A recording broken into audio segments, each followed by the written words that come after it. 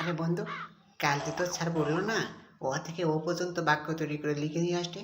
তো তুই লিখে এনেছিস? আরে বন্ধু লিখবো না মানে, আরে কপায়ে দিচ্ছি, কপায়ে লিখছি আবার সেই লেভেলে। আরে বাহ, তুই লিখছিস? তা আমরা একবার শোনা তো দেখি কেমন হলো। আরে বন্ধু শোনাতে তো পারি, কিন্তু একটা শর্ত আছে। শর্ত হচ্ছে, যদি তোর আমার লেখা পছন্দ হয় তাহলে তোরা আমার গুরু বলে ডাকতে হবে। বলতে পারবি? আচ্ছা বন্ধু, তোর লেখা যদি আমার পছন্দ হয় আমি তাহলে তোকে গুরু বলে ডাকবো। গুরু, ঠিক আছে? তো বন্ধু শুরু করা যাক। আর আমারটা কিন্তু নকল করবি না, করলে কিন্তু পেঁপে দিয়ে চেপে দেবো, বুঝলি?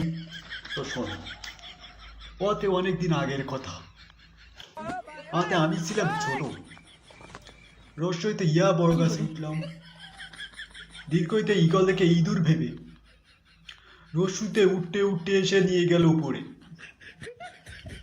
দীর্ঘইতে উঠে দেখি সবকিছু সাদা, এতে একটু ভয়ে পেয়ে গেল তাই, ওইখানে বসে দিলাম করে,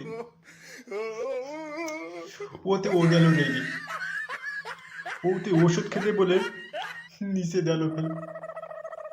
তারপর আমার কথা শেষ এই বলে। তো বন্ধু কেমন হলো?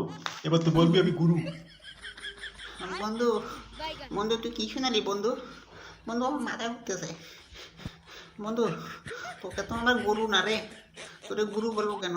তোরে তো আমার গরু বলতে ইচ্ছে করছে। কি আমি গরু?